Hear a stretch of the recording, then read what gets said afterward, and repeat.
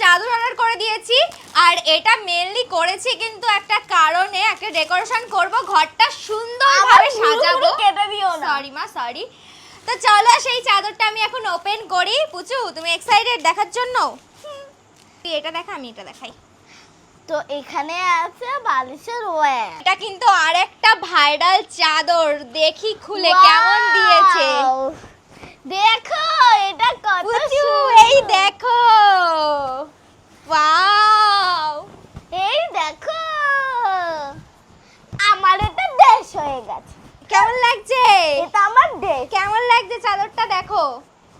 এটা না অন্ধকার ঘরে ওই ক্যান্ডেল গুলো কোথায় রে পুচু, এরকম বসিয়ে বসিয়ে দেব আর ডেকোরেশন গুলো করবো না, দারুণ লাগবে কিন্তু।